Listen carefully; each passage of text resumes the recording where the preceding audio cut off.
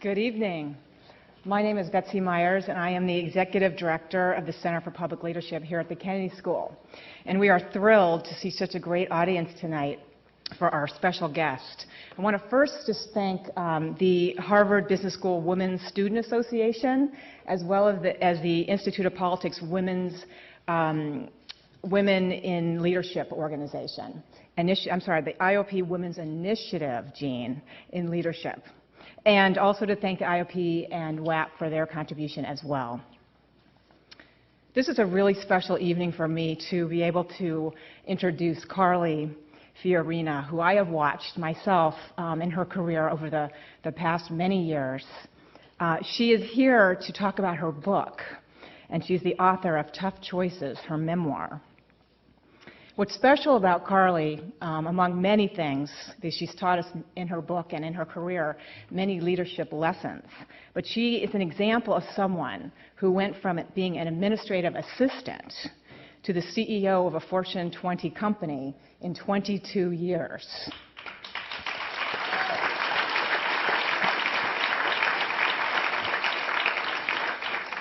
She was named as Fortune's most powerful woman in business for a couple years, and then after that was named to the president and CEO of Hewlett-Packard Company from 1999 to 2005, and served as the chairman of the board from 2000 to 2005. When she left HP in 2005, HP was an $80 billion business, a Fortune 11 company with 145,000 employees in 178 countries around the world. She was the first woman to be CEO of a Fortune 20 company. And as I said, we've learned many leadership lessons in her book. As I read through it this weekend, I had so much fun kind of living your life for the weekend and really immersing myself, because one of the things she said about why she wanted to write this book was, number one, she wrote it herself, and over about 4 to 6 months, I think he said. And she wanted to write it herself because she wanted it to be authentic, to be her real story. And she realized during her time at HP that many people don't really understand how business works, and that one day, when she had the time, she would tell the story of business as the story of people, which I think is one of your leadership lessons, through the eyes of people. And in her quote in the book, she says, "The fun and fascination with business is that it is all about the people, how they interact, why they do what they do. If you want to change products and change profits, the leader must change what people are doing. People are people wherever you find them. The job of a leader is to focus people on the common goal and change some of the things they are doing to produce different results." What's interesting about Carly and her job at HP is that she was different. She was an outsider. It was the first time in HP's history that they promoted someone from the outside to take the helm of the company. She didn't come as a company. She didn't come from the computer industry. In fact, she spent 20 years between AT&T and Lucent in major jobs. One of the things that you said, Carly, was that in every job you had that you hear me? I think I stepped on there we go. In every job that you had, that you just tried to learn everything you could, and that people would notice, and that opportunities were created. You never really pursued a job. They all came to you. And I think that is a great lesson, to bloom where you're planted. She'd come from big companies. She hadn't come from a small Silicon Valley tech company. She wasn't an engineer. And on top of it, she was a woman, and the first woman ever to be at the helm. Everything about her, as she says in her book and talks about in her book, represented change. And her mandate at HP was to shake things up. She talked about this in one of her interviews, that HP was the gray lady of Silicon Valley. And it was floundering and was falling behind each of the previous 9 quarters. That it had been started 60 years before, and it had iconic leaders, Bill Hewitt and Dave Packard. And the company was used to the HP way. She's known for the 2001 merger of Compaq and HP. And as she says in her book and in some of her interviews, it was traumatic change.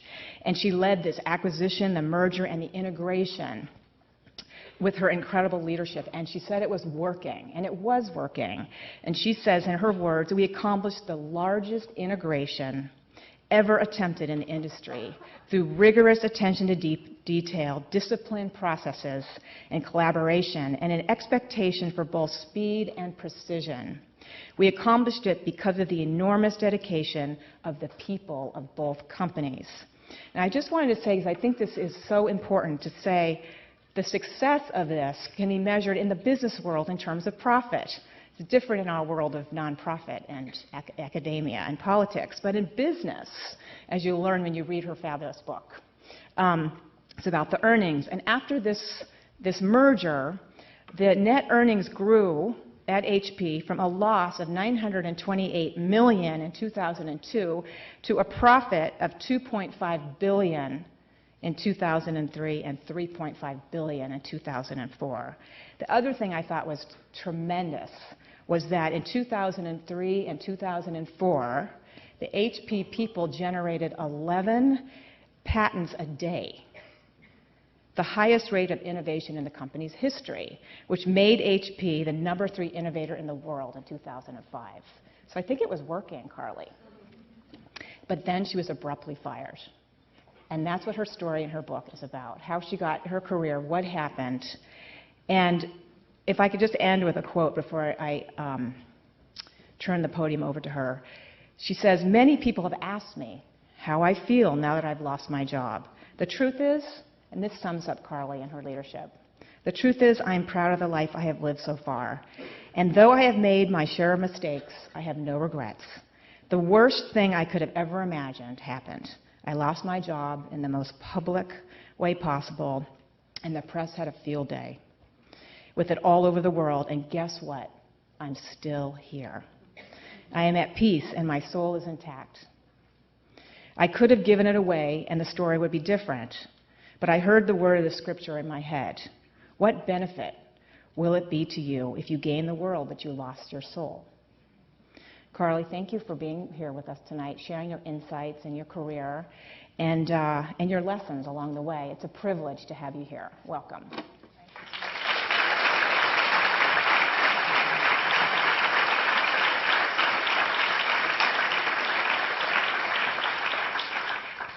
Wow, you should write a book review.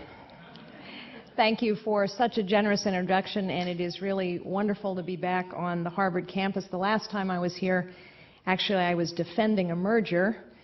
A number of professors here continue to think it was a bad idea. So it was a lively exchange last time, and it's really great to be back. I want to talk for maybe 15 minutes before we have a little conversation up here, and let me start with where Betsy ended, and that is being fired. My book begins with my firing. And I began there in the book because I thought the reader needed to know that I could deal with an incredibly public, incredibly humiliating experience in an authentic way. I did write this book myself, every word, and I hope I have brought to life an authentic set of stories about the people I've met and the experiences I've had, and I hope in the process animate business, because I do believe that business is all about people, and I've wanted this book to be all about people. Now, of course, one of the things that happens when you write an authentic book about how it really is it makes some people squirm a little bit. But I don't know, I've made my fair share of people squirm, so I guess that's nothing new. My very first introduction to business was when I had dropped out of law school. I was a medieval history and philosophy major at Stanford University. I went to law school to please my parents, and I realized in my first semester of law school that it was not for me. Choosing to drop out of law school was probably the first really adult decision I ever made. It was a decision I made on my own. It was my first truly tough choice. But having dropped out of law school, I needed to pay the rent. And so I went to work as a secretary at a commercial real estate company called Marcus & Millichap, which is one block from the headquarters of Hewlett-Packard. I sat in the front of that building and I answered the phone and I typed. I, at the time, did not think the job was beneath me. I needed the money. I was determined to do a good job at being a receptionist, and I took it seriously. And I learned something that I hope I never forgot in my career. I learned how it feels to be at the bottom of an organization. I learned that even someone who answers the phone can make a difference on how customers feel about an organization. And I also learned a very important lesson about leadership. After I had been there about 6 months, two men who worked in this organization, Charlie and Ed, came up to my desk one day and said, "You know, we think maybe you can do more than answer the phones and type. Would you like to help us learn how to write deals?" And I said yes, and it was really that chance they took on me that first made me think about the world of business. And in the process of taking that chance on me, they taught me something very important. They taught me that leadership is all about seeing the possibilities. Leadership is all about seeing the possibilities in people and the possibilities in circumstances. And the most important act of leadership, I believe, whether it is in a family, a community, or a company, large or small, is to see the potential in other people and help nurture it and make it grow, to see the possibilities in a situation and focus a group of people on becoming something more. I think a leader's most fundamental job is to sense both danger and opportunity ahead of others and to act on that knowledge that danger or opportunity is lying out there. But of course, because a leader has to see it ahead of others, a leader takes on their fair share of resistance and criticism, and these two men took on their fair share of resistance and criticism as well when they said, "This young woman can see more and can do more." After I kind of dimly thought perhaps I wanted to go into business as a career, I had to run off to Italy and teach English for a year and, kind of find myself, and eventually I decided to get an MBA, and my very first job as a professional in a business was with AT&T. I met some old AT&T friends here tonight. I was a new salesperson, and I was to share an account with an older colleague, an older male colleague. Now, I say now he was older. I think the truth is he was about my age. But I thought he was older. And on our very first meeting to talk with clients, he came to me and said that, Carly, I don't think you can come to this first all-important meeting because we're going to be meeting where the clients suggest, and I'm afraid you can't come. And I said, well, why not? He said, well, we're meeting in the boardroom. Ironic, isn't it? Well, the boardroom was a strip club. And this strip club was famous for the young women who would dress in baby doll see-through negligees and dance on top of the tables while the clients ate lunch. So I thought about that for a while, and I said, I think I'll join you. Now, one of the things that I had learned when I was in high school, I read Albert Camus' L'Étranger, as many of us did in high school, and that book had a profound impact on me because basically what I took away from that book is that we cannot always choose our circumstances, but we can choose how we respond to those circumstances. I could not change the fact that these clients wanted to meet at a strip club, but I could change how they thought about me. And so I went along, and I tell that story in the book, but probably by the end of that lunch, they were more uncomfortable than I was. But when we returned to the office, everything had changed because they understood that while I was terrified, and I was, while I looked like an idiot, and I did, I would not be intimidated. And after that, that gentleman and I became great teammates and great colleagues, and we never spoke about that again. My very first job as a manager, I managed 3 people when I became a manager for the first time. It was a huge responsibility. And my boss at the time introduced me to the team as our token bimbo. Interesting that when I attended my very first rating and ranking session, you know, when you're in a big company, there's something called rating and ranking. And bosses get together and they talk about their employees. And at the end of those sessions, they end up saying the performance of my employee was X. And in most big companies, you rate your employee's performance against that of others. And when I went into that rating and ranking session for the very first time, I imagined a very rational process where people really talked about the accomplishments and the potential of each of their subordinates, where people were perfectly willing to acknowledge that someone else's subordinate might be more competent than their own subordinate.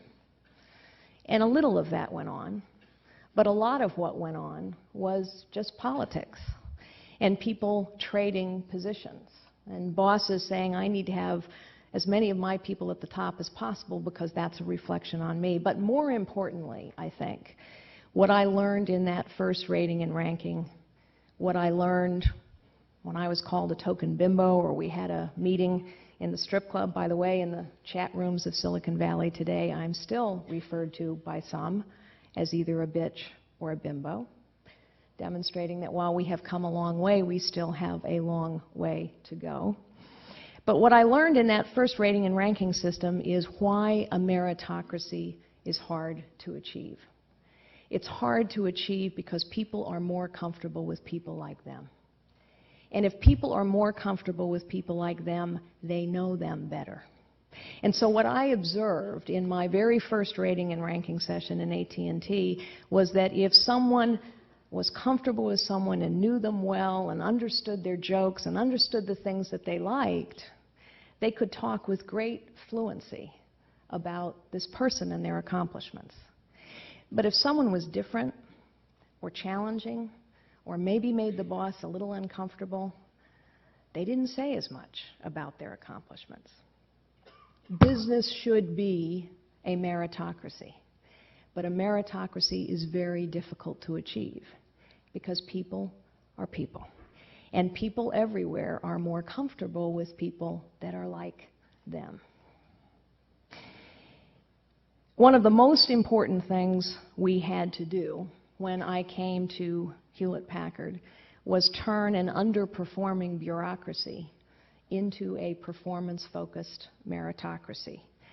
And when you start to mess with how people are measured and how people are rewarded, that gets really personal. And it creates lots of resentment. What I did not know when I started out as a secretary, but what I know today, is that people are people wherever you find them. And some of the same behavior that goes on in the mailroom goes on in the executive suite, goes on in the boardroom. Whether you are a secretary or an executive vice president or a member of a large board, some people hold their positions with honor and integrity, and some people do not. Some people are able to set their personal agendas aside, and some are not. Understanding human nature and understanding how people are going to respond to a situation, particularly one of stress, is an incredibly important part of leadership. A lot of this book is about change and about fear. My own fears, the fears of the organizations and the people that I have been a part of and that I have led. And fear is an important thing for a leader to understand as well, because it is both a powerful motivator and a powerful inhibitor. I have been through many changes in my career and in my life, and I know that some people fear the unknown even more than they fear a less than satisfying current state. One of the things I also know now is that change is a little bit like heaven. Everyone wants to go, nobody wants to die. Which means that everyone thinks change is good in theory. But when it comes right down to it, most people are afraid of it.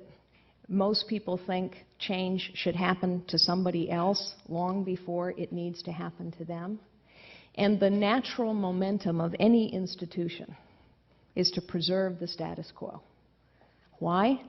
Because people in positions of power and authority are advantaged by the status quo. And so they fight to preserve it. That happens at Harvard, it happens at Hewlett-Packard, it happens to any institution. And so change takes extraordinary energy and will and commitment. The only way to overcome people's fear of change is to give them something worth changing for. Transformation, which is what I was mandated to accomplish at Hewlett-Packard, real transformation and real change takes time and it takes realism.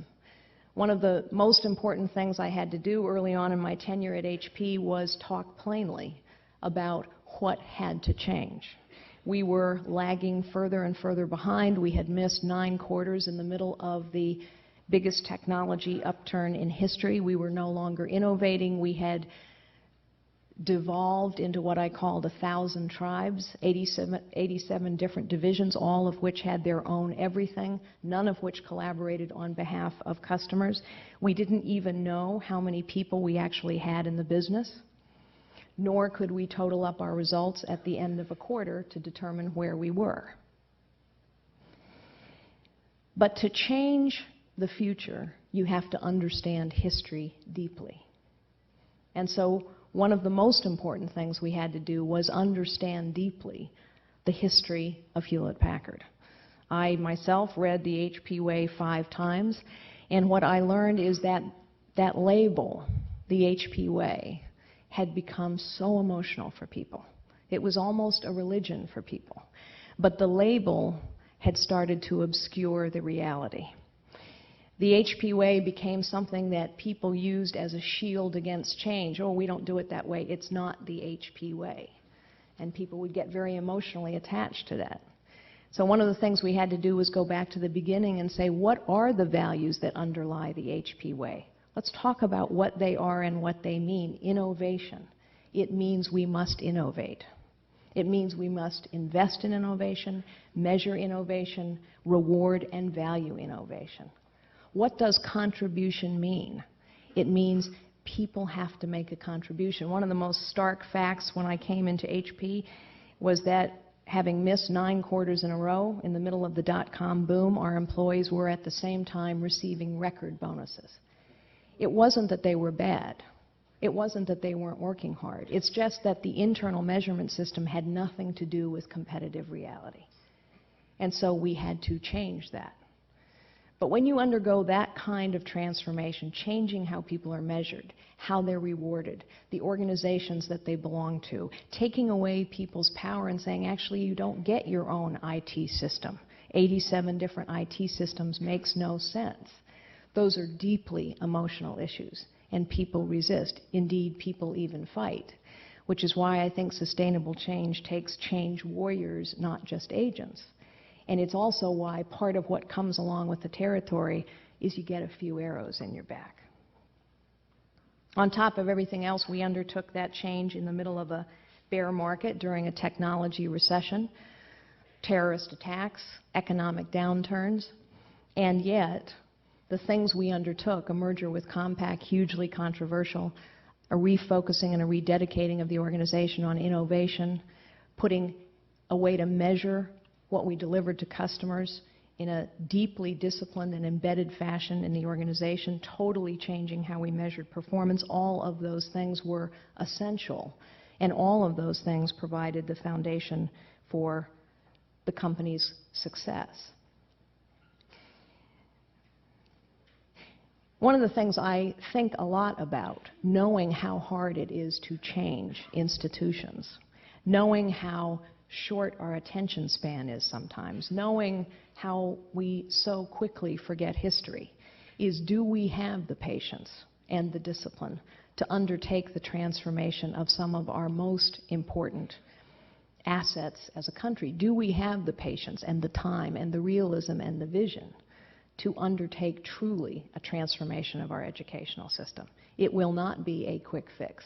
It will not be a fast political slogan, and it will certainly not get accomplished in a single presidential term, no matter who's in the White House. I said that one of the things I learned, and I'll wrap up here in a minute, hi David, is that people are people wherever you find them, whether it's around the dinner table or around the board table. And one of the things that I learned from my parents is that values matter and character counts. Values essentially are what guides you when no one is looking and you think no one will find out. And values and character and a strong sense of personal ethics are as critical in the boardroom, more critical for leaders than anyone else, because tone is always set at the top.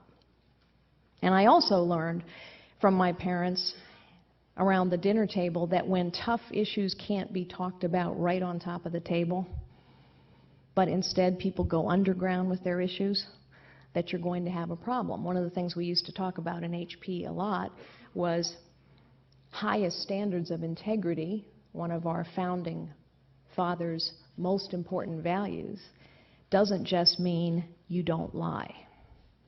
It means that if you're going to say something behind someone's back, you better be able to say it to their face and talk it out as peers and colleagues. And unfortunately, a lot of times people have a very difficult time going through that level of candid conversation.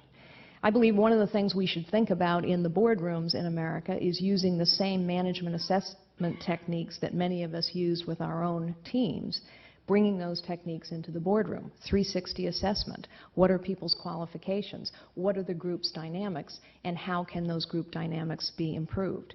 I wish I had done that sooner at HP. It was mightily resisted in the boardroom because some board members feel that somehow that level of examination isn't something that they should be subjected to. We know that when people's personal agendas overtake their public responsibilities, bad things happen.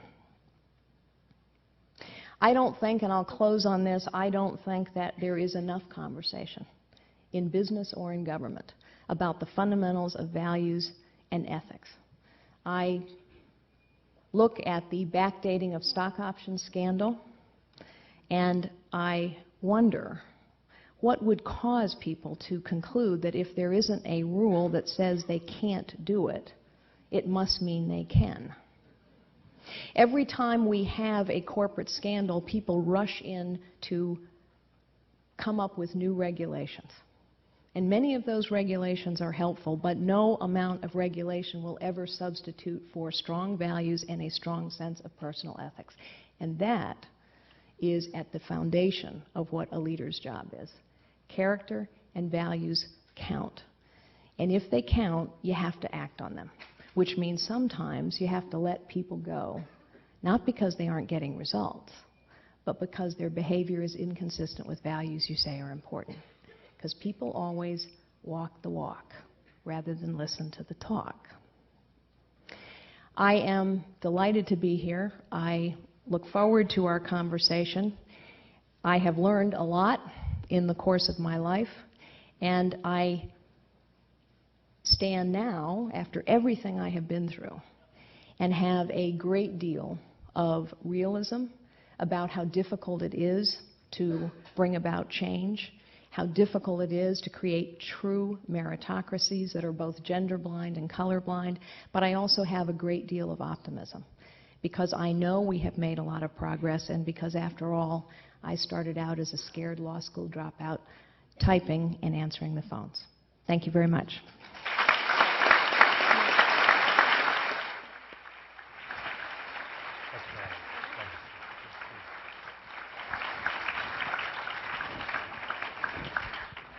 Thank you, Carly. Welcome to David Gergen, who just came across the country today to join us in San Antonio, Texas. I wanted to start off by talking a little bit about the gender question.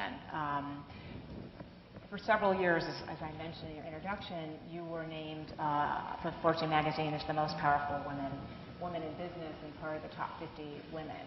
And we all know that we still have a long way to go as far as getting women in positions of leadership and authority. And one of the things that you did when you were the CEO of HP is that you didn't take any interviews with any of the Glamour magazine or Oprah or any of those kind of magazines. And can you talk a little bit more about kind of your philosophy on that? But then also, you had mentioned that you thought that that ranking among women and that even though it gave you notoriety and fame, that it was actually more hurtful than it was helpful. Well, as you mentioned in your introduction, there was a lot about my arrival at HP that was sort of irresistible to the media. There were just too many firsts and too much conflict that was clearly going to occur. And my decision was to try and deflect that spotlight as much as I could onto the company. So that meant that, you know, Vogue is a great magazine, but it had nothing to do with Hewlett-Packard. My job was to do the things that advanced the interests of the company. And so if that meant going to a trade show like the Consumer Electronics Show in Las Vegas, then that's something I would do. If it was going on Oprah, much as I love her, she didn't really want to talk about the company. But my philosophy on the list is as follows. I said in 1998, when the Fortune 50 most powerful women in business list first came out, and by the way, I was named #1 and Oprah was #2, which is ridiculous on its face, let's face it. I mean, there was no way that I was a more powerful woman in business than Oprah Winfrey. And yet, of course, they did it because it sold magazines. It was this great story. Oh, this unknown woman no one's ever heard of is #1. What I said in 1998, and I said for each of the 6 years that I was still the most powerful woman in business, was, look, if you want to highlight women in business, wonderful. Do it, because it will hopefully inspire other women to get into business. But if you number us 1 to 50, and you take great delight in when women fall from one position to another, the message that you're sending is that business is like tennis. There's a women's ladder and a men's ladder. And the women have to play against each other because they can't play with the big boys. And that's the wrong message. Don't do lists. Don't number lists. Highlight lists.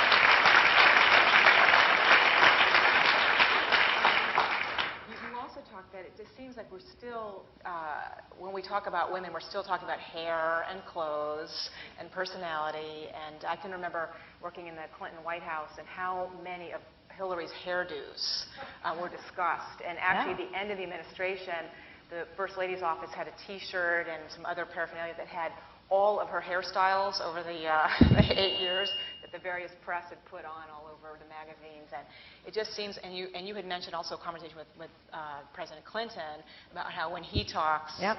and it's substance, and when Hillary talks, it's lecturing. Right. That's Bill's assessment, which actually I agree with.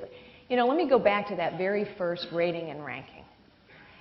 What happens when people are dealing with something unfamiliar or uncomfortable? They focus on the superficialities.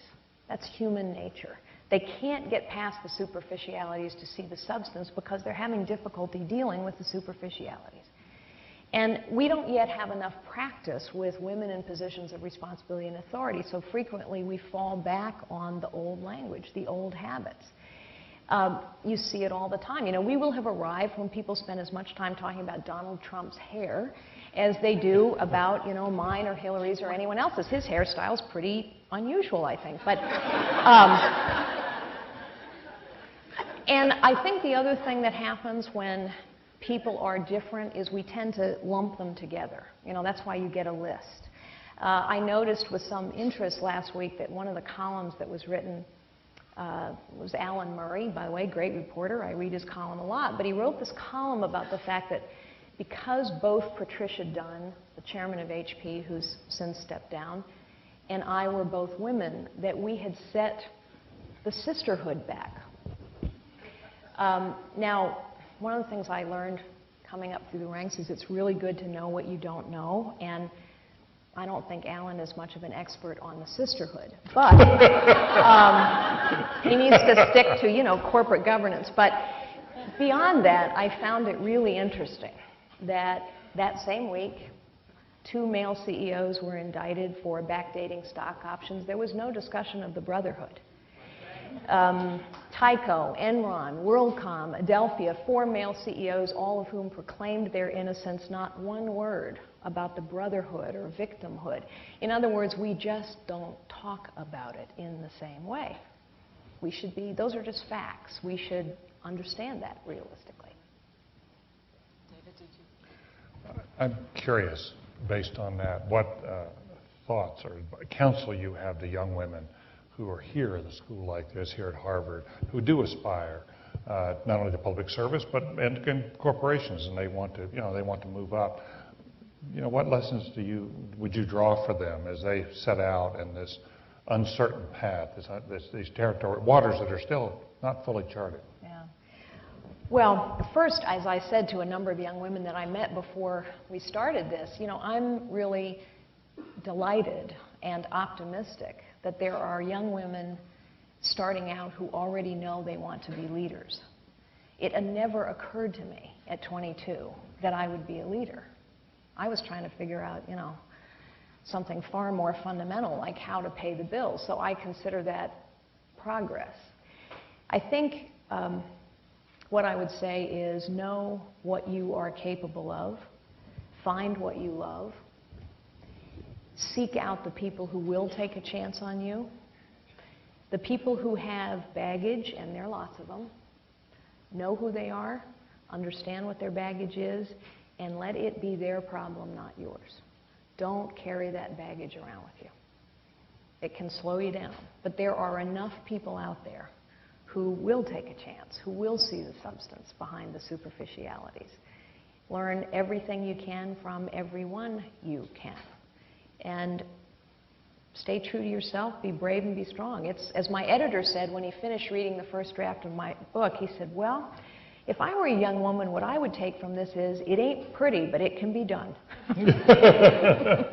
Your book also reflects a woman who not only is intense, but worked intensely hard. Yes. And a lot of young women who are coming through today, are really anxious to figure out how can they have families and strike balances and still succeed. And what's your advice to them on that? Yeah. Well, first, it's of course a very important question. I would observe, however, that the question always gets asked of women. Well, it never gets asked, not never, it rarely gets asked of men.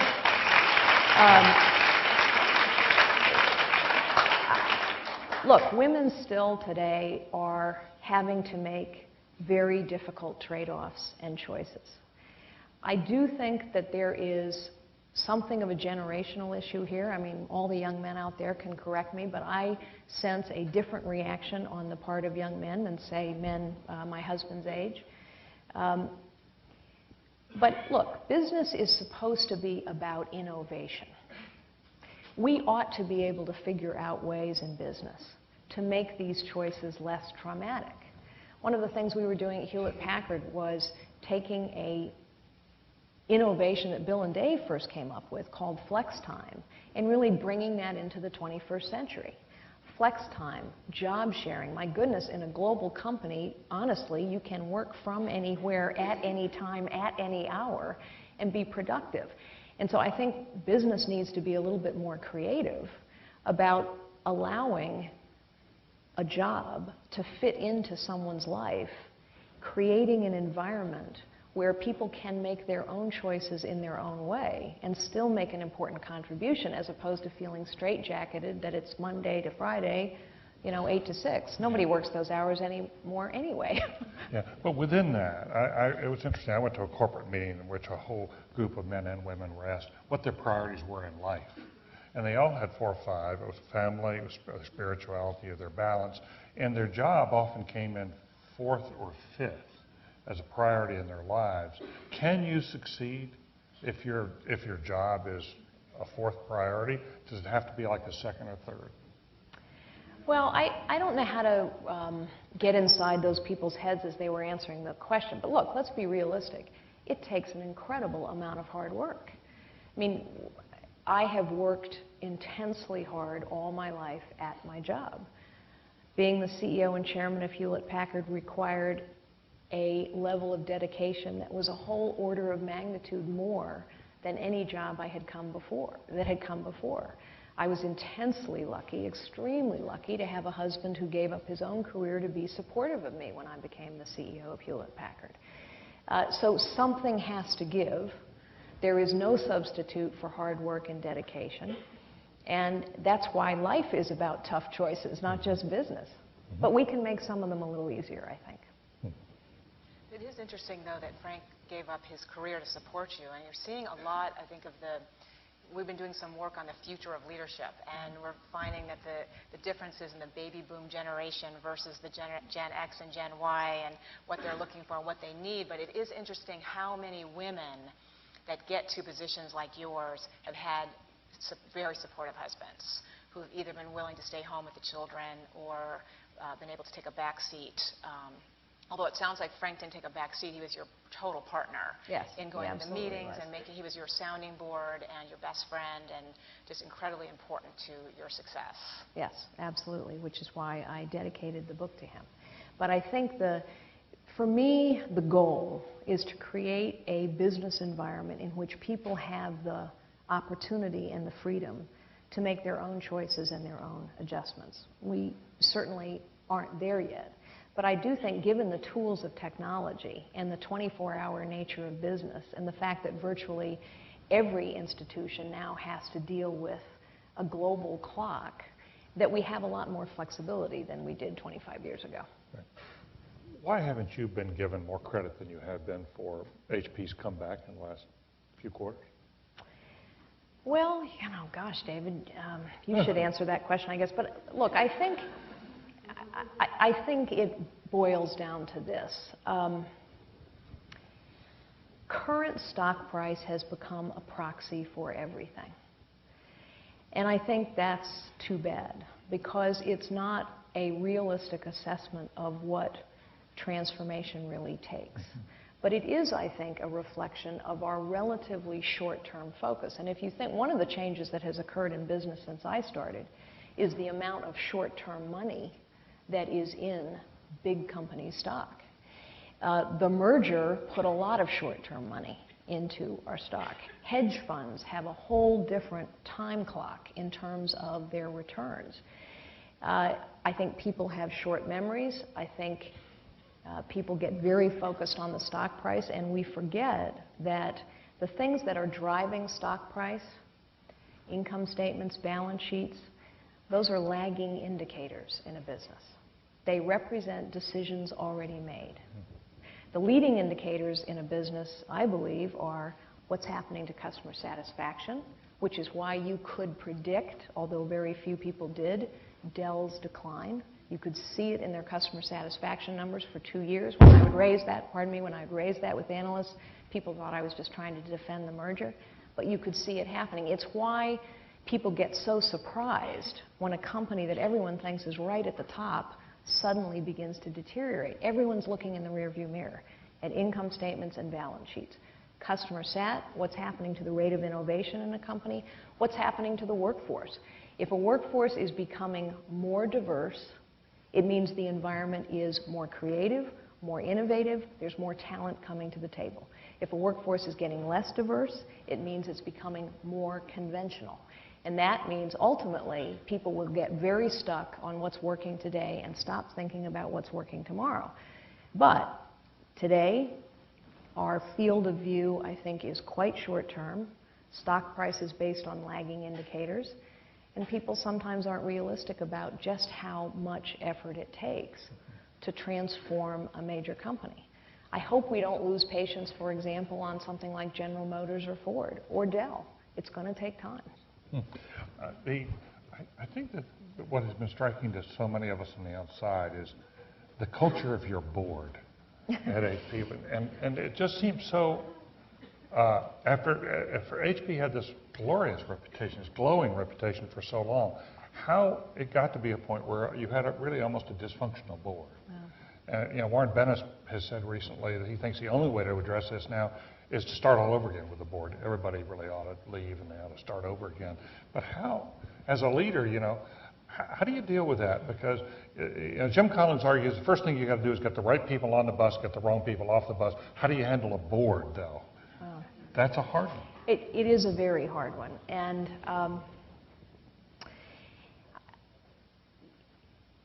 first, let me say, as a prelude to my answer, picking up on your last question, because I think it's important to talk about the environment the board was operating in. I think it's very predictable that when you undertake a hugely controversial and contested merger, and you do it in a bear market, in a down economy, in a technology recession, that people are going to be skeptical. People are going to kind of set back and say, let's wait and see. And so what you had in the early part of 2005 was an environment out there that was skeptical. In part also because we had missed a quarter. I mean, people get nervous. What happens in any relatively small group of people, whether it's an executive team of 10 or 12 or a board of 10 or 12, is a couple people can dominate and derail the discussion. It's why an assessment of group dynamics is so important. And in the HP board, unfortunately, there were some very strong personalities. We had operating CEOs who stepped down and retired. It's very difficult to get operational CEOs to join big boards today. It's a huge sink of time. We were having difficulty bringing more operational people to the table. I keep stressing operations because when you're on the board of an 80 or an 85 or a $90 billion company, you better understand what that's about. A big company is fundamentally different from a Silicon Valley startup. So if you don't have a sense of what that's about, you can make some really bad judgments. And I think you had a couple personalities who had very strong ideas about what was most important. Those projects became all-consuming to them. Their agendas began to overwhelm their public interests. It's not so shocking that it would happen in a boardroom because a boardroom is filled with people. But I think we haven't ever really peeled back the covers of what goes on in a boardroom before. It's been a very sacrosanct environment. And now suddenly, post-Sarbanes-Oxley, we're looking at boards to be independent and to carry huge responsibilities.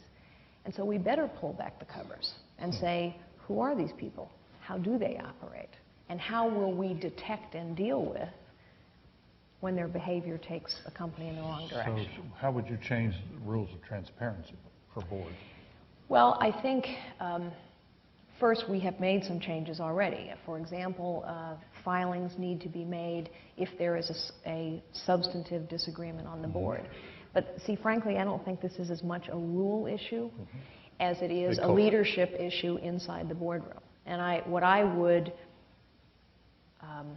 advocate for is the application of the same assessment tools and techniques that managers use every day. Use those in the boardroom. 360 feedback is by now a time-honored tool. Sitting down and assessing a group's dynamics happens around management tables all the time, but it rarely happens in a boardroom. It needs to. You do 360s on your board members. Absolutely. Absolutely. By the way, listen to Roosevelt on that. You laughed. Yeah. And of course, that suggestion in our boardroom caused massive resistance. Whoa.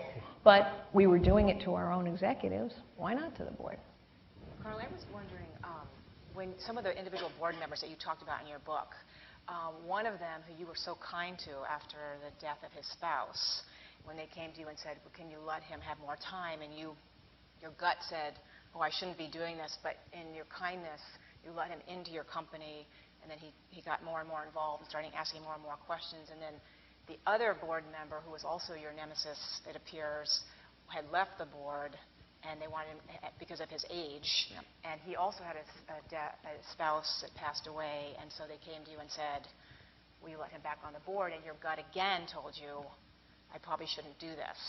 And so now looking at this from a leadership standpoint, because I thought a lot about this and reading this, I think as women sometimes we have these big hearts, And so when your gut, we learn that we have to listen to our guts, because our gut is screaming.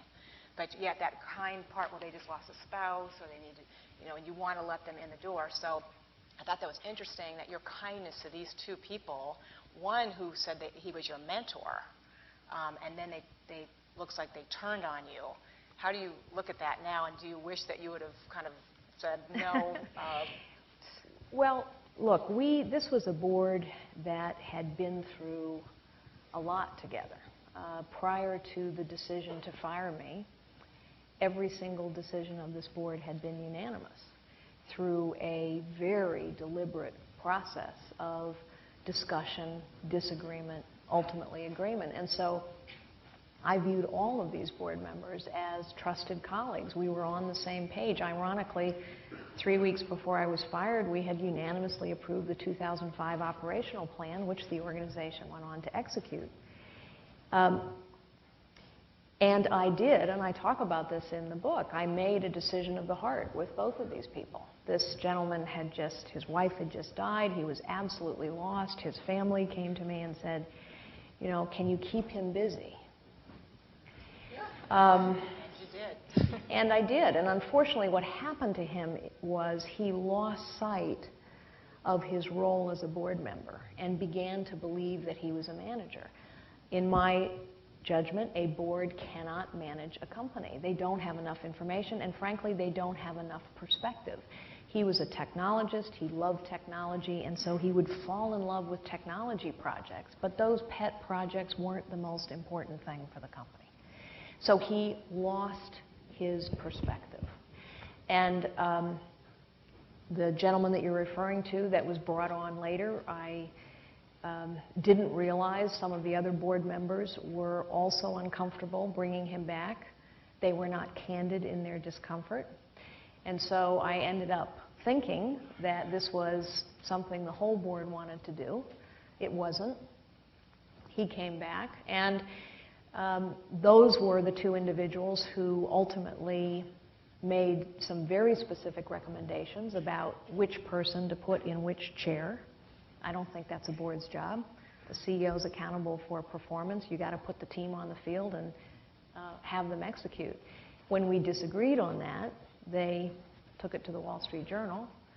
And when we had a lot of real plain talk about that being unacceptable behavior, now we have to deal with the dysfunction. Now we have to bring in an assessment tool and technique to deal with this. I was gone. Oh, wow. Yeah, the same person who leaked under your leadership leaked under Pat Dunn's leadership, right? Yes. Yes. Yeah. We probably ought to go to the floor, but I want to ask you one more question about... By the way, it's all in the book. It reads like a movie, Yeah. Well, I wanted to ask you about, because a lot of folks who come to a place like this university have had a lot of successes in life, and one of the big issues for them is failure. And how do you deal with when you stumble? And here you are as someone who got fired. The most powerful woman in here. Suddenly you're fired. You must have felt like just not talking to anybody for 6 months. And you turned around and wrote a book about it. I want to ask you about the resilience question. How do you come back as a person to reach inside yourself? Yeah. Well, one of the tough choices that I write about in those first 2 pages of the book, when we had a meeting in Chicago, and my fateful last board meeting. And I was dismissed from the room quickly, and when I came back 3 hours later, virtually the entire board had left. We did not even have a conversation in the end about their decision. But there were 2 people left in the room, and one of those people said to me,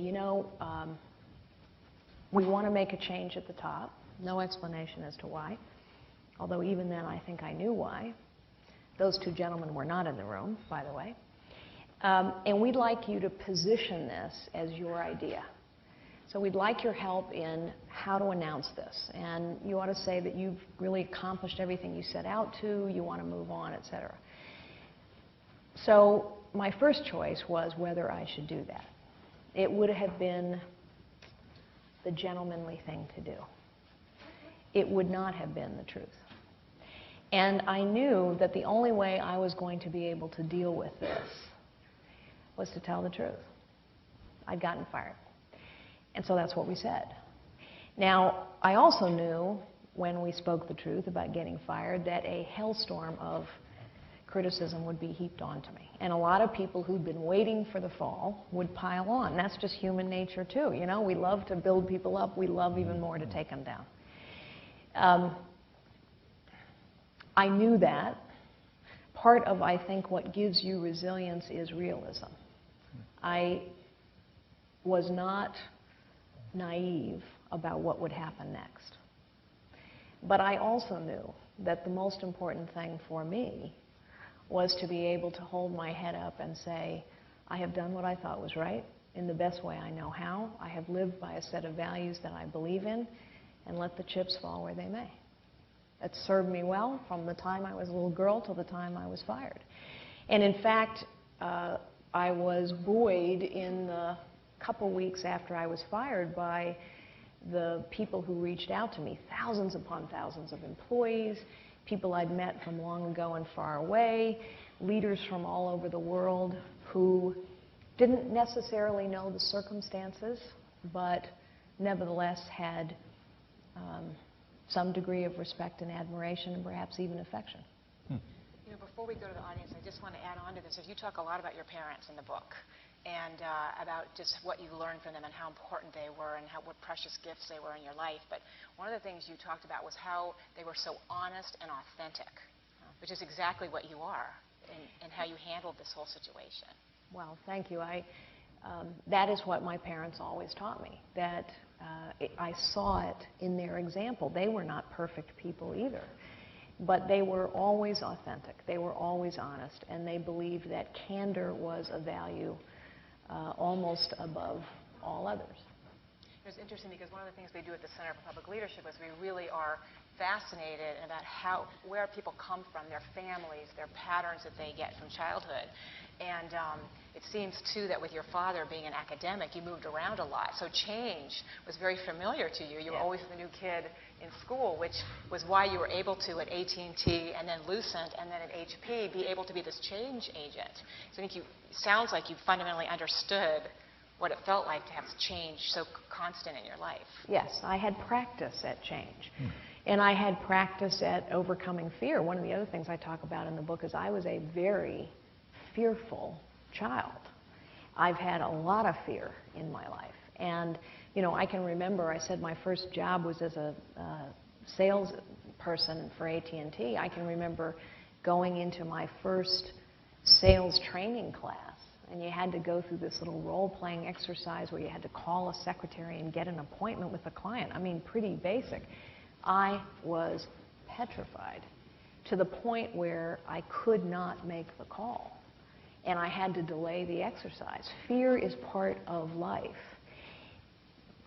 but courage is all about overcoming fear, not the absence of fear. And what I know in my life is every time you overcome a fear, you're stronger. You have to help organizations overcome fear as well. Let's go to the floor. There are microphones here, there are a couple up here. One per customer, and remember, every question, as Joe Nye likes to say, ends with a question mark. Yeah, hello. My name is Philip Rush. I'm a second-year student here at the Kennedy School. I'd like to come back about this big question of leadership. It dominated most of the discussion and is also here in the name of the school. After reading your book, I had a quick look into what kind of the professional critics wrote about your book. And they also came back to the question of leadership. Let me quote The Economist. The Economist wrote in last week's issue, her bigger theme is leadership, and this is where Ms. Fiorina fails. The Financial Times today writes, the author is Richard Waters, he writes, ultimately, Fiorina's failure was one of leadership.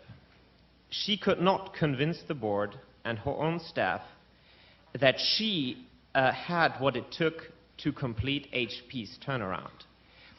I mean, myself being a student here at the Kennedy School, I try to understand a little bit what this thing, leadership, is all about. So can you basically respond to the critics of the The Economist and the Financial Times, and tell me what's basically the lesson for us as students. Yeah. So first, everyone is entitled to their opinion. Second, it is hard for people to change fixed opinion.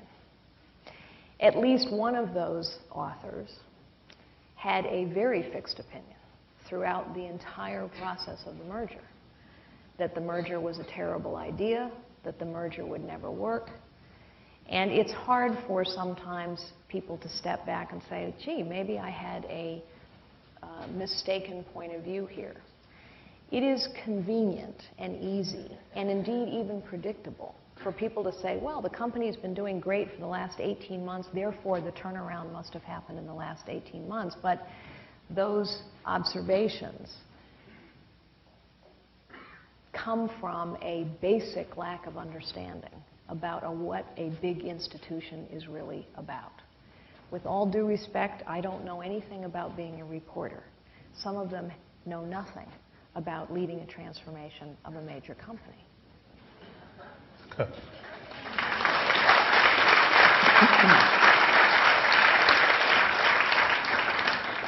Thank you. Good evening, Ms. Fiorina. Hi. My name is Wesley, and I'm a junior in the college. I, too, have a question about some criticism of your book.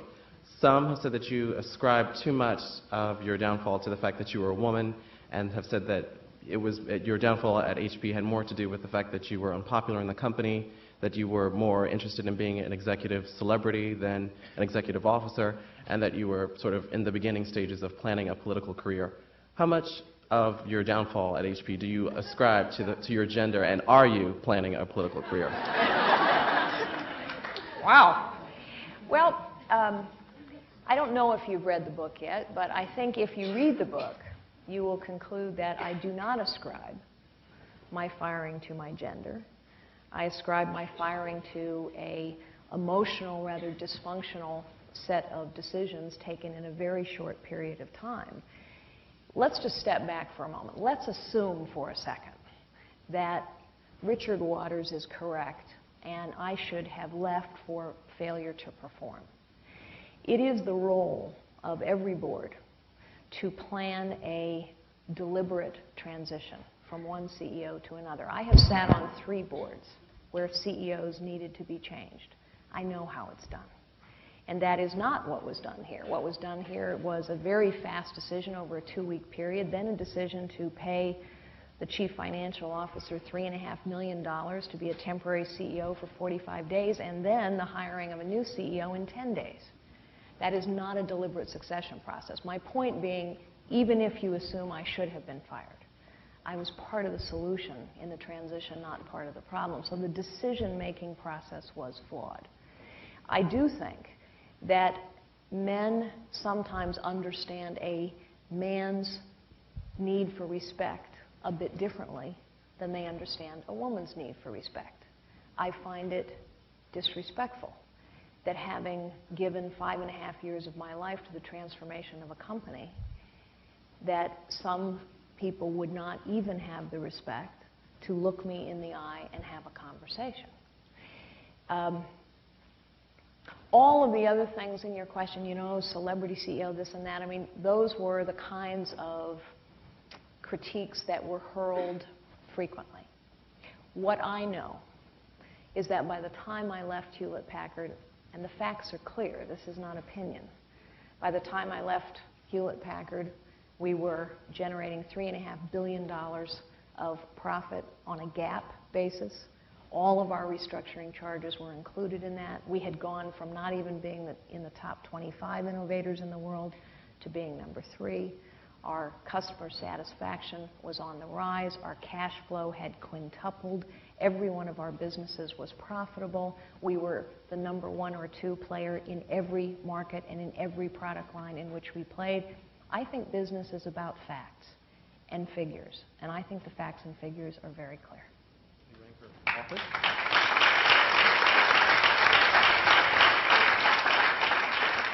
Thank you for your comments. Tell me, what have you learned about developing advocates and supporters? And what have you learned about an organization's capacity to tell the truth?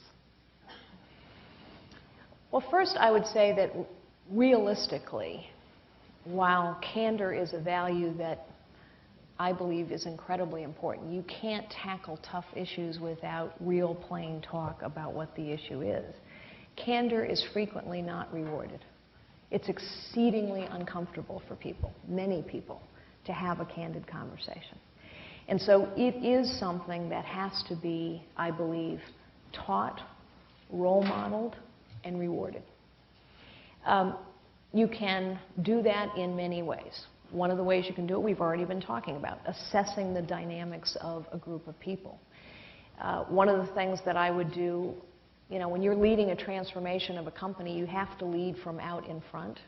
Employees want to see you, customers want to see you, they want to understand where you're going, because the only way people can overcome their fear of change is to have a goal that is worthy of their energies. And not just their intellectual energy, but their emotional energy, because change takes emotional energy. So you've got to be out there in front talking with people. Every time I talked with employees, I would create a situation where someone could ask a difficult question. And then you have to allow that to happen, indeed reward that for happening, so that people understand you can tell the truth, you can talk about the tough things. We came to have an analogy for that inside the company. I would say we have to hold up the mirror, see the truth, speak the truth, and act on the truth.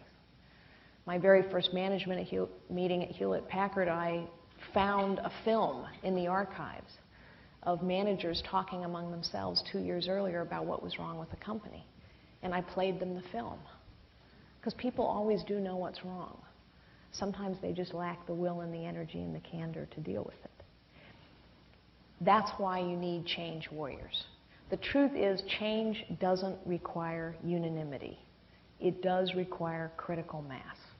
And critical mass of advocates, supporters, change warriors, people who are going to stand up, take a risk, take a chance, and move. And when you're undergoing change, you have the change warriors, you have the change resistors, and the more successful change becomes, the harder and tougher the resistors become. The more they fight, the more vocal they become, and then you have the people in the middle. And the goal is to convince more and more of the undecided to join with the change warriors. So those advocates and supporters are really important. They can start the train. You could run for political office with that theory, you know. Thank you very much for being with us here tonight. My name is Linda Adamson. I'm a second-year master's student at the Kennedy School. You spoke a lot about how leaders need to be committed to their values here. And I'm going to ask you to be candid with us, which I hope it's not too difficult of a question, but I'm wondering if you could tell us a time when you made a decision that went against your values and how you ended up taking responsibility for that decision. Yeah. So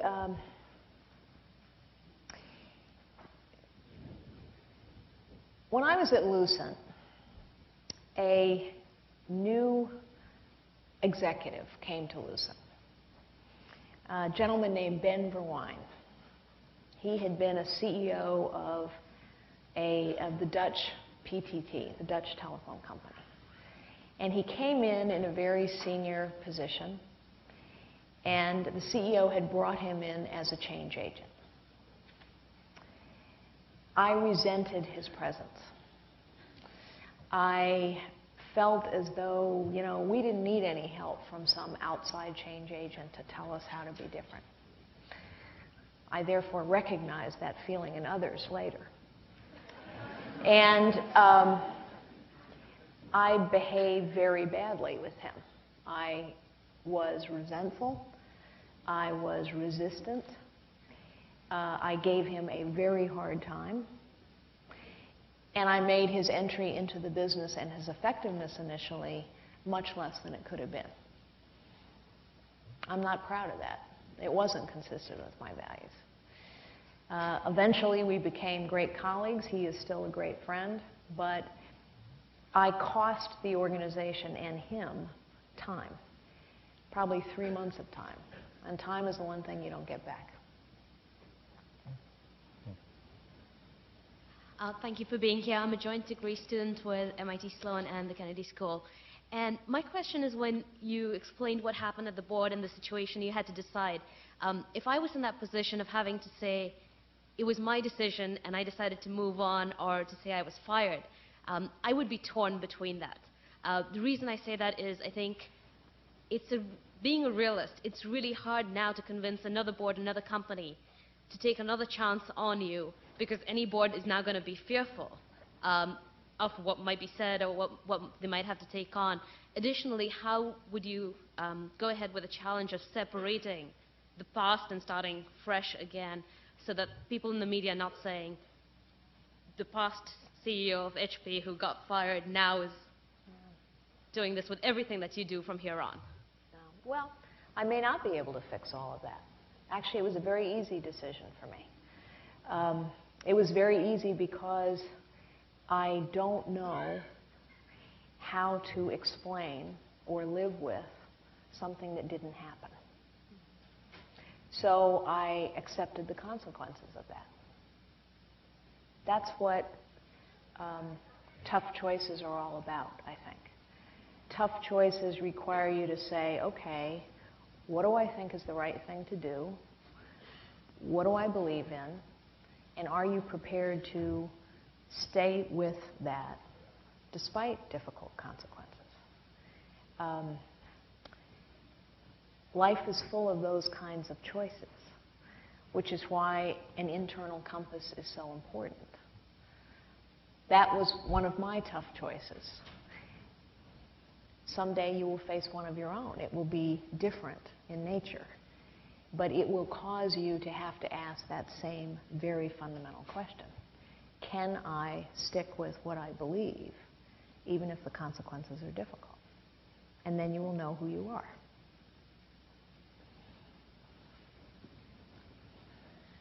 Hi, my name is Ivana Budin. I'm a second-year student at the Harvard Business School. Thank you for your time with us. My question is this. You seem very comfortable with the choices that you've made and with what you have accomplished at HP. Knowing what you know now, if you had a chance to go back to that same period of time and to do it all over again, what would you do differently? Well, I think I've talked about at least 3 things I would do differently. First, I would have insisted that the board go through a very rigorous assessment process. Second, I would have begged even harder the 2 operational CEOs who retired from the board to stay, because their absence in the boardroom made a big difference in the dynamics. Third, I would not have created a fantasy in some ways for a board member that he was actually engaged in running the business. And finally, I wouldn't have permitted us to break our own rules of mandatory retirement and bring someone back just because he wanted to come. Those are all things I would have done differently. Fiorina, thank you for your candor. I'd like to be candid as well. I'm not a student at the Harvard University John F. Kennedy School of Government. It's okay, neither am I. Oh, okay, great. We have something in common. But I do focus on, I do support the Harvard women's squash team. They're very good. There you go. Yeah. My name's Jeff Rucker. I have an executive search firm. Perhaps we can talk. But what I do focus on is placing attorneys, that's my background, in-house. I'd like you to talk about your relationship with Ann Baskins, or in general, the importance of the relationship between the CEO and the general counsel. Should they have continuity? Should they be kind of a history together? Please, if you could, I don't know if it was in the book, but I know Ann Baskins had resigned recently. She was there 25 years. So first let me say that when I was at HP, we had an officer for corporate social responsibility. She has since left the company and they've reorganized. But the Office of Corporate Social Responsibility was an organization that was focused on issues of ethics. They dealt with all of the matters that came in through our employee or customer hotlines that were allegations of fraud or dishonesty or misconduct. She chaired a committee of people who would look into these allegations and make recommendations on how to deal with them. She also had our activities around the community development work that we did in the United States and around the world, because I happen to believe strongly that a global company has global responsibilities. I believe strongly that a company can make a positive difference in the world and that you can do well and do good. By the way, that's an investment. When you cut that stuff out, you can improve the bottom line in the short term. But I think it is an investment worth making. Not everyone agrees with me. I say all that because given all the current scandals, the way that investigations and ethics and all of those things are handled today in HP is different than the way we handled them when I was there. I really can't comment on what happened since I was gone, other than to say that I know Ann Baskins as a professional of integrity. And so it's hard for me to explain what happened here, other than stepping back, set aside whether this was legal or not legal. It appears to me that on many people's parts, there was a failure to ask a basic question. Does this make sense? Is this good judgment? And is this ethical? And that strikes me as a breakdown on many people's parts. The most important thing for any executive who's close in to a CEO to be able to do, whether it's the general counsel or anyone else, is to be able to raise their hand and say, stop, what are we doing? Tell the truth. The thing a CEO has to fight the most against is isolation and just being told what they want to be told, which is why I was out talking with employees all the time, traveling so that I didn't get isolated. So any general counsel. More so, Yeah. more so in the case of the general counsel, who should know the law, should know the rules, the regs, in terms of what you had said, the ability to stop. Well, I guess what I would say, of course, a general counsel's job is to know the law, for sure. But I think the role of any executive is to be able to, and some fail clearly, or we wouldn't have backdating stock option scandals. The role of any executive is to be able to step back and say, wait a second, what are we doing? And whether there's a rule against it or not, is it right? Is it good judgment? Is it good ethics? Thank you. Betsy, what do you, a couple more? What do you think? Yeah, we have a couple more. I just have one quick question. Deanna Hogan, I am not from Harvard University. I do have a master's degree in organizational development and training, and am very fascinated at the quickness in which you traveled up the boys club ladder. And it seems that most of the time, being in the boys club myself, mostly with attorneys and insurance, so we can see where that kind of leads, that it seems that women who want to be truthful and want to be open and want to be real, that it takes them tenure to get where they're going. And you seem to have a knack to bypass that. And I would like to know the secret. It takes, I'm sorry, what to bypass? It was tenure that usually I see people in the companies and in the law firms that I have worked with who are there for 18 years or 20 years who make assistant VP. Okay. And you seem to have bypassed that. And I'd like to know the secret. One of the stories that I tell to try and answer your question, one of the stories I tell in the book is of an occasion where Lucent Technologies had bought a company called Ascend Communications. Bear with me while I tell this story as quickly as I can. Ascend Communications was a small company about $1.3 billion in revenues. We just spent almost $20 billion for it. You know, it was the heyday of the dot-com boom. It was a very male-oriented, male-dominated, macho sales culture. And I led the sales and services organization for Lucent Technologies, and we were going to have to be working together with this Ascend sales force. About half of my leadership team was women, and of course I was a woman. And we had a meeting to come together and talk about our opportunities and how we were going to work together. And these guys really didn't have a lot of use for us. We clearly didn't get it. We were old economy, you know, da-da-da-da. So comes time for this meeting, and I give a very fact-based talk about what our opportunities are and why we have to work together. And I stood from behind a podium. And at the end of the talk, I said, you know, one of the things that we have to do is be able to tell each other the truth, because a relationship is based on mutual respect. So one of the truths is that you guys really think we're wimps. And, you know, everybody kind of rustles around. And I said,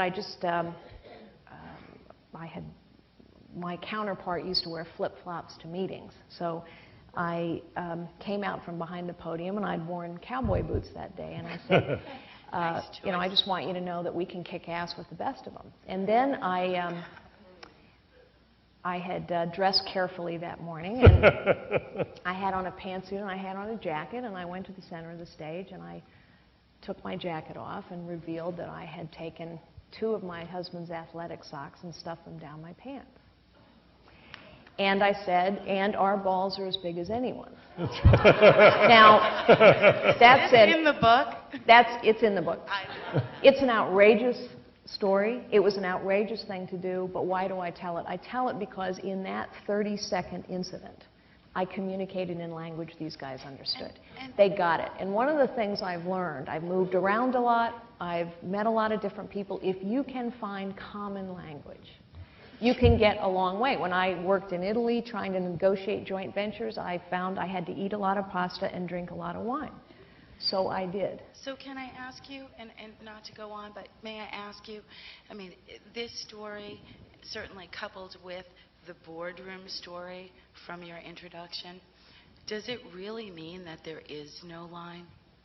That we really need to step over the line in order to make that impact? Yeah, I don't know. I'm not necessarily advocating that the way I do things is the way everyone should do things. I'm trying to illustrate, I guess, in a sort of notable way, that I think because business is about people, because people must work together on a common goal to achieve business results, you have to find a way to find common cause.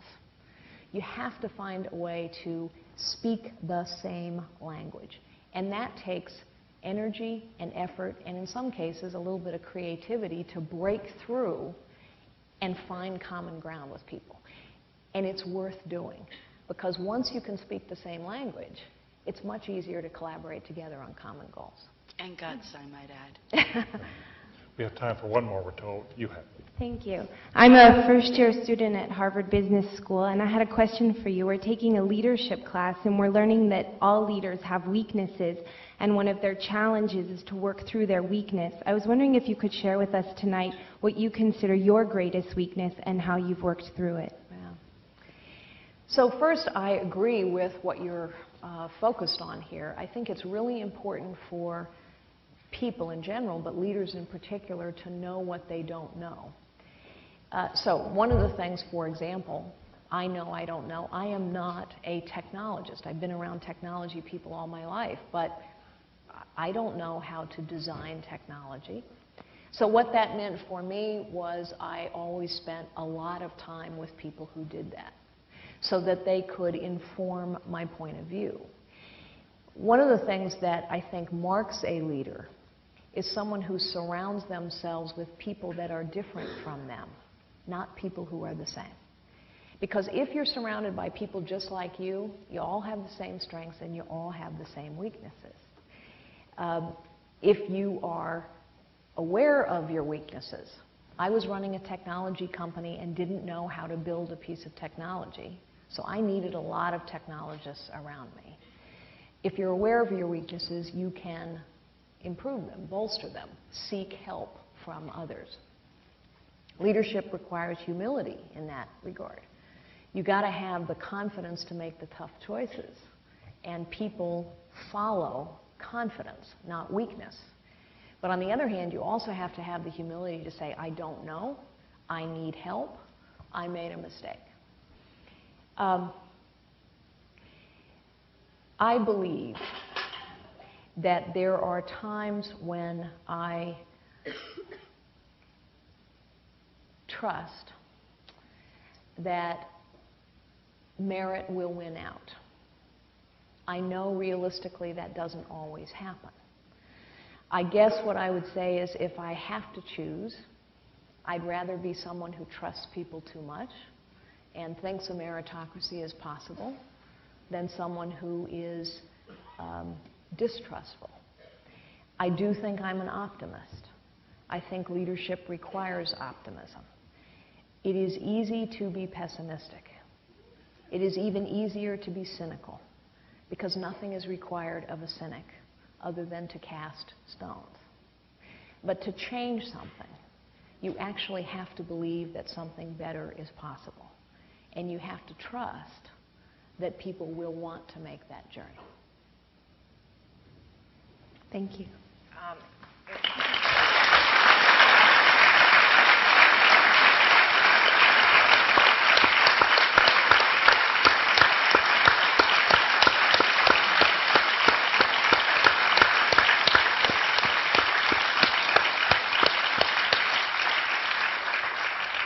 In closing, I would just like to say that it's been really fun going on this adventure with you. And in our Center for Leadership, we're always looking at what makes a leader and some of the things that stick out. And in reading your book, in closing, I just want to say one of the things I was really struck with was that no matter what job you had so much passion, and you threw your whole self into the job.